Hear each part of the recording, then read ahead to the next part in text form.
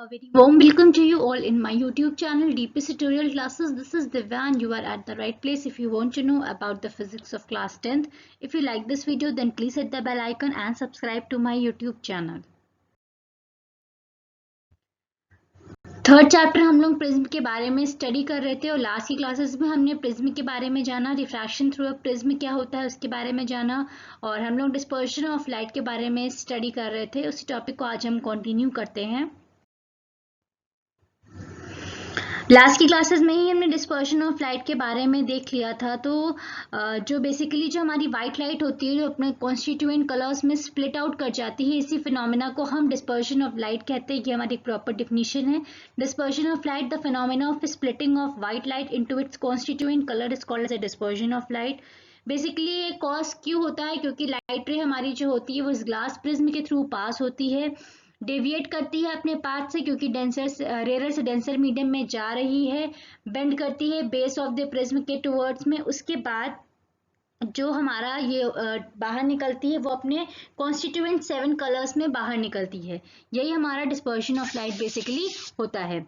इसके बाद हम देखते हैं cause of dispersion of light में क्या है। When a ray of a light passes through a glass prism it deviates from its path and bends toward the base of the prism. The deviation produce in the light ray depends upon the refractive index of the glass. मैंने आपको last की classes में बताया ही था कि basically refractive index of glass के बारे में हमने लास्ट की क्लास में इसके फॉर्मूले के बारे में भी जाना था। वेवलेंथ के साथ साथ उसके रिफ्रैक्टिव इंडेक्स पे भी ये डिपेंड करता है। Greater the refractive index greater is the deviation. जितना रिफ्रैक्टिव इंडेक्स ज्यादा होगा प्रिज्म का उतना ही डेविएशन इसका ज्यादा होगा। हमने ये पढ़ा था रेड कलर का डेविएशन जो होता है वो सबसे कम होता है और वॉयलेट कलर का जो डेविएशन होता है जो हमारी बेसिकली बेंड करती है सबसे ज्यादा हमारी वॉयलेट कलर की बेंड करती है light. Thus the white light which passes through a prism undergoes a dispersion। और इसी तरह से जब white light हमारी जो है वो प्रिज्म के थ्रू पास होती है तो ये डिफरेंट कॉन्स्टिट्यूएंट कलर्स में अपने डिस्पर्स हो जाती है।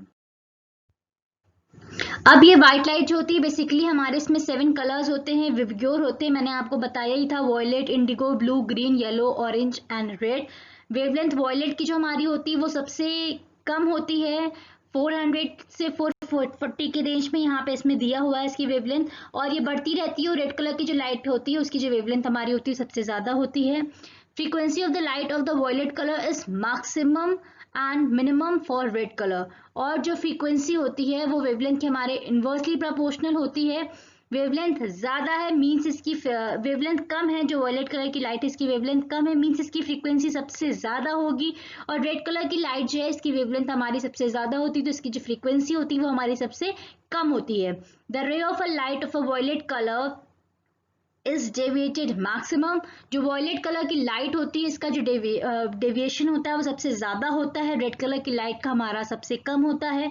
Refractive index of the glass is minimum for violet colour light and it is maximum for violet colour and minimum for the red colour. Refractive index glass का जो होता है वो वॉयलेट कलर की लाइट के लिए हमारा मैक्सिमम होता है और हमारा रेड कलर की लाइट के लिए हमारा मिनिमम होता है। Different color of the light bends through the different angle with respect to incident ray and they passes through the prism. The red color bends the least, सबसे कम bend करता है red colour, और violet colour जो होता है सबसे ज्यादा करता है। और basically when the bright beam of light passes through the prism it splits into the 7 colors. This splitting of white light is called as a spectrum of the white light। ये हमारा हो गया स्पेक्ट्रम ऑफ व्हाइट लाइट। जो हमने यहाँ से देखा वो हमारा स्पेक्ट्रम था, स्पेक्ट्रम ऑफ व्हाइट लाइट। जो हमारी ये व्हाइट लाइट डिफरेंट कलर्स में कॉन्स्टिट्यूएंट हो जाती है, इस फिनोमेना को हम बेसिकली क्या कहते हैं? Dispersion of white light. और जो यहाँ पे हमारे 7 कलर्स कॉन्स्टिट्यूएंट कलर्स में जो फॉर्म होते हैं इसे हम बेसिकली क्या कहते हैं? स्पेक्ट्रम कहते हैं, स्पेक्ट्रम ऑफ व्हाइट लाइट। यहाँ पे देख सकते हैं आप डिफरेंट कलर्स हैं, यहाँ पे ब्रैकेट में लिखा हुआ है कि ये जो हमारे कलर्स डिफरेंट जो हमारे फॉर्म हो रहे हैं इसे हम क्या कहते हैं? Spectrum of white light. यहाँ पे फिर से एक बार देख लेते हैं। When a white beam of a light passes through the prism it splits into the 7 colors. This splitting of the white light is called as a spectrum of white light. from most deviated color, the lowest most to the least deviated colors, these are violet, indigo, blue, green, yellow, orange and red.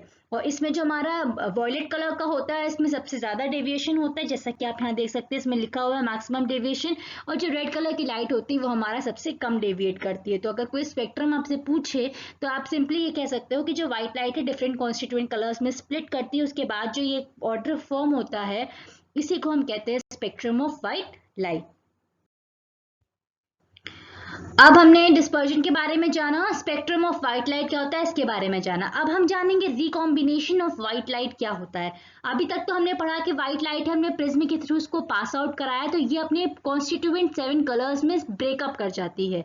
इसके बाद अगर हम इसी एक prism के just opposite side एक prism उसी से थोड़ा सा पास में बिल्कुल क्लोजली लाके रख दें तो जो ये 7 कलर्स कॉन्स्टिट्यूएंट कर रहे हैं ये सारे 7 कलर्स इस वाले सरफेस पे फॉल करेंगे। फॉल करने के बाद जब वापस से यहाँ से ये रिफ्रैक्ट होके वापस निकलेंगे तो ये वापस एक single white beam of light में पास आउट करेंगे। यही हमारा होता है recombination of white light. Means हम व्हाइट लाइट को एक बार उसके 7 कॉन्स्टिट्यूएंट कलर्स में स्प्लिट आउट कराने के बाद जब उन 7 कॉन्स्टिट्यूएंट कलर्स को जस्ट एक अपोजिट उल्टा हम प्रिज्म रख के वापस से उसको रिकम्बाइन कराते हैं व्हाइट लाइट के फॉर्म में, इसी को हम बोलते हैं recombination of white light. If we place a second similar prism in an inverted position, और ये inverted position में ही होना चाहिए, अगर inverted में नहीं होगा तो ये recombination of light नहीं होगा। Inverted position with respect to first position, it allows all the colors of the spectrum to pass through the second prism। जब हम inverted रखते हैं तो ये हमारे जितनी भी 7 colors आए हैं ये इसके थ्रू पास आउट हो जाते हैं। A beam of the white light emerging from the other side of the second prism, this phenomena is called as a recombination of white light। Means जब हम ये वापस से 7 कॉन्स्टिट्यूएंट कलर्स पे form होते हो, जब ये यहाँ से पास आउट करके इमर्ज आउट लाइट रे करती है तो ये एक व्हाइट बीम के फॉर्म में इमर्ज करती है। ये चीज लिखा हुआ है beam of white light emerging from the other side of the second prism, और इसी फिनोमिना को हम क्या कहते हैं recombination of white light. The observation of Newton confirmed that the sunlight consists of 7 colors। इससे हमारा बेसिकली ये कंफर्म हो गया था कि जो सनलाइट में हमारी व्हाइट लाइट होती है इसमें टोटल हमारे 7 कलर्स पाए जाते हैं।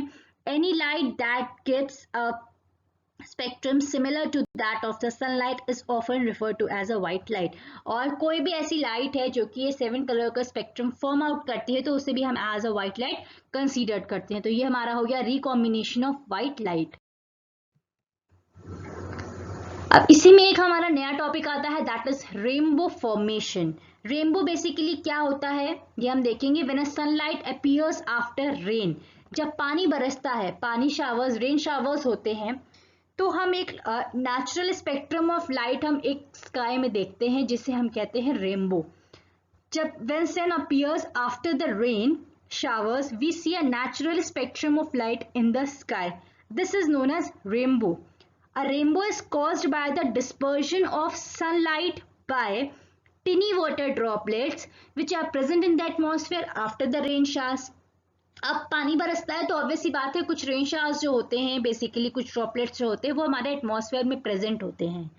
जब हमारी सनलाइट इन्हीं रेन ड्रॉप्स पे पड़ती है तो इसमें हमारा रिफ्रैक्शन और रिफ्लेक्शन दोनों ही प्रोसेस अकर करते हैं, और अकर होने के बाद जब इनसे टकरा के हमारी लाइट रे बाहर आती है तो वो अपने 7 कॉन्स्टिट्यूएंट कलर्स में ब्रेकआउट कर जाती है, और यही हमारा बेसिक कॉज होता है रेनबो के फॉर्मेशन का।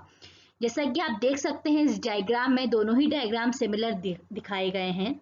यहाँ से हमारी सनलाइट आ रही है, रेयर ये हमारी ड्रॉपलेट है। इस तरीके से बहुत सारी ड्रॉपलेट्स हमारे एटमॉस्फेयर में प्रेजेंट रहती हैं। ये हमारी सनलाइट इस पे फॉल करी तो रेयर से डेंसर मीडियम की तरफ जाएगी तो यहाँ पे कौन सा प्रोसेस अकर करेगा, रिफ्रैक्शन अकर करेगा। इस ड्रॉपलेट के अंदर ही हमारी लाइट रे ट्रेवल करती है और इस सरफेस पे जब पड़ती है तो यहाँ पे रिफ्रैक्शन नहीं होता है क्योंकि इसका एंगल इतना ज़्यादा नहीं होता है। जैसा भी हम कह सकते हैं मतलब डिफरेंट एंगल्स पे फॉर्म करते हैं तो ये हमारा बाहर रिफ्रैक्ट ना होके इसी के अंदर ये वापस से इंटरनल रिफ्लेक्शन हो जाता है। रिफ्लेक्शन यहाँ पे अकर करता है, यहाँ रिफ्रैक्शन अकर किया, ये यहाँ पे रिफ्लेक्शन अकर किया। आगे आप लोग सीनियर क्लासेस में जब इसको स्टडी करेंगे तो डिफरेंट एंगल के बेसिस पे भी स्टडी करेंगे, किस तरीके से किस एंगल पे ये पड़ता है, तब हमारा इंटरनल रिफ्लेक्शन हो जाता है। तो ये एक सर्टेन एंगल पे हमारा फॉर्म करता है डिफरेंट डिफरेंट एंगल्स पे, जिससे हमारा इंटरनल रिफ्लेक्शन होता है। ये लाइट रेज हमारी रिफ्लेक्ट कर जाती है। इसके बाद जब हमारी ये लाइट रेज जो होती हैं वो बाहर की तरफ निकलती हैं तो यहाँ पे रिफ्रैक्शन का फिनोमिना होता है। इस तरीके से ये रिफ्रैक्ट होने के बाद हमारी 7 कॉन्स्टिट्यूएंट कलर्स में ब्रेकआउट कर जाती है। यही हमारा होता है रेनबो फॉर्मेशन का। इसी में हम आप लोग सीनियर क्लासेस में रिले स्कैटरिंग पढ़ेंगे तो उसके बारे में भी और डिटेल में पढ़ेंगे, पर वो आपके अभी सिलेबस में नहीं है। तो बस आप इतना सा जान लीजिए कि बेसिकली रेनबो जो हमारा होता है वो जो सनलाइट होती है, जो हमारी रेन शावर्स के बाद एक नेचुरल सनलाइट जो हमारी होती है जो रेन शावर्स पे पड़ती है, उसके बाद जो हमारा नेचुरल स्पेक्ट्रम फॉर्म होता है उसी को हम रेनबो कहते हैं। रेनबो जो हमारा होता है वो जो हमारा डिस्पर्शन ऑफ सनलाइट होता है, किसके थ्रू, टिनी वाटर ड्रॉपलेट्स के थ्रू जो हमारे एटमॉस्फेयर में प्रेजेंट होते हैं आफ्टर द रेन शॉवर्स, उन्हीं की वजह से हमारा रेनबो का फॉर्मेशन होता है। कॉज ऑफ रेनबो में हम लोग देख लेते हैं कि the water droplet reflect and डिस्पर्सेस the incident sunlight. जो वाटर ड्रॉपलेट्स होती है यहाँ पे रिफ्रैक्ट करती है सनलाइट को और डिफरेंट कॉन्स्टिट्यूएंट कलर्स में ये डिस्पर्स कर देती है। The refracted ray strikes the backside boundary which acts as a small mirror and reflects the light ray. So refraction and reflection both occurs within the droplet. मैंने आपको अभी बताया ही है। यहाँ से रिफ्रैक्शन होता है बैक साइड में, जब ये स्ट्राइक करती है तो ये एज अ मिरर की तरह एक्ट करती है, यहाँ से रिफ्लेक्शन हो जाता है। इसमें दोनों में हमारा रिफ्रैक्शन और रिफ्लेक्शन दोनों का ही प्रोसेस अकर करता है। द इंटरनल रिफ्लेक्शन रे again strikes within the front boundary of the droplets and refract again to emerge out. और जो ये इंटरनल रिफ्लेक्शन होता है इसके बाद जो लाइट रे होती है वो फ्रंट बाउंड्री पे स्ट्राइक करती है और यहाँ से डिफ्रैक्शन की प्रोसेस हो जाती है और लाइट जो रे होती हैं वो हमारी इमर्ज आउट कर जाती हैं, बाहर निकल जाती हैं। As a result of this diffraction, the light ray gets divided into the constituent colors, that is dispersion, forming a rainbow. और इसी तरीके से जो लाइट रे होती है जो बाहर निकलती है, इमर्ज आउट करती है, वो अपने सेवरल कॉन्स्टिट्यूएंट कलर्स में बाहर निकल के आती है और हमारा रेनबो का फॉर्मेशन होता है। तो ये हमारी बेसिक प्रोसेस होती है रेनबो के फॉर्मेशन के लिए। तो होप सो अब आपको ये चीज अच्छे से क्लियर हो गई हो कि हमारा बेसिकली रेनबो कैसे फॉर्म आउट करता है। Rainbow formation, in rainbow formation red colour is present at the top and violet at the bottom. आपने देखा ही होगा रेड कलर जो होता है सबसे टॉप पे होता है और जो हमारा वॉयलेट होता है सबसे डाउन पे होता है। अब रेनबो जो होता है, we can observe rainbow on a sunny day when you look at the sky through the waterfall और water fountain within the sun behind us. अगर सन हमारे पीछे है और कोई जैसे वाटरफॉल हो रहा है कहीं पे या वाटर फाउंटेन है, सन हमारे बैक साइड में है, तो हम वहां पे भी रेनबो का फॉर्मेशन देख सकते हैं। A rainbow is more often viewed as a circular in the sky. जो इसका रियल मतलब बात होती है, जो हम लोग रेनबो यहाँ से देखते हैं तो हम लोग को हाफ आर्क दिखाई देता है सिर्फ, और पर जो रियल में रेनबो का फॉर्मेशन होता है वो एक सर्कुलर के फॉर्म में होता है। An observer on the ground observe only the half circle of the color with red at the top. हम लोग जो रेनबो का फॉर्मेशन देखते हैं वो एज अ खाली हाफ सर्किल हमें दिखाई देता है। We can see the rainbow from an, अगर हम लोग एयरप्लेन से जैसे ट्रैवल कर रहे हों और वहां पे बैठ के अगर रेनबो इन केस देखते हैं तो हमें फुल सर्किल दिखाई देता है। तो बेसिकली हमारा रेनबो जो फॉर्म होता है वह एज अ फुल सर्किल दिखाई देता है, बट हम लोग ग्राउंड सरफेस पे हैं और हमें सिर्फ हाफ चीजें ही दिखाई देती हैं, मतलब पूरा चीजें जो स्पेस में हो रही है, मतलब जो पूरी जितना भी फॉर्मेशन हो रहा है उसका स्काई में, उस पूरे को हम इजीली नोटिस नहीं कर पाते हैं क्योंकि हम ग्राउंड लेवल पे हैं तो हमें आधी चीजें दिखाई देती हैं। अगर हम बहुत टॉप हाइट पे जाके वो चीज को देखते हैं तो वो हमें कंप्लीट ऐसा दिखाई देगा। वही चीज इसमें दिया हुआ है। An observer on a ground observe only the half circle of the colour with the red eight the top. We have seen a rainbow from an airplane in the sky. May you know to have see a rainbow in a complete circle. Observer on the ground can view the top half of the circle since the bottom half of the circle arc is prevented by the presence of the ground. Ground की surface की वजह से हमारा जो आधा half होता है वो हमें नहीं दिखाई देता है, बट जो रियलिटी में होता है वो एक कंप्लीट सर्कुलर के फॉर्म में हमारा रेनबो का फॉर्मेशन होता है। तो आज की क्लास में बस हमारा इतना ही था। हमने बहुत इंपॉर्टेंट टॉपिक्स के बारे में जाना जो हमारे थे। डिस्पर्शन ऑफ लाइट के बारे में जाना, स्पेक्ट्रम क्या होता है लाइट का, रिकॉम्बिनेशन ऑफ लाइट क्या होता है और रेनबो का फॉर्मेशन क्या होता है। ये बहुत ही हमारे छोटे छोटे टॉपिक्स है, बट हमारे बहुत ही इंपॉर्टेंट टॉपिक्स है जिनके बारे में आपको अच्छे से पता होना चाहिए। तो होप तो आपको आज की क्लास में जो भी डिस्कस किया गया है वो बहुत अच्छे से क्लियर हो गया होगा। इन केस अगर आपको कोई भी डाउट्स होता है तो आप मुझे कमेंट बॉक्स में कमेंट करके अपने डाउट्स क्लियर कर सकते हैं। नेक्स्ट क्लासेस में हम लोग एटमॉस्फेरिक रिफ्रैक्शन के बारे में भी जानेंगे, और आफ्टर दैट जो हमारी लास्ट क्लास होगी उसमें हम लोग स्कैटरिंग ऑफ लाइट के बारे में जानेंगे। उसके बाद हमारा ये लेसन कंप्लीट हो जाएगा। अगर आपको इस लेसन से रिलेटेड कुछ भी डाउट्स होता है तो you are free to ask me, and thank you for watching this video and keep supporting.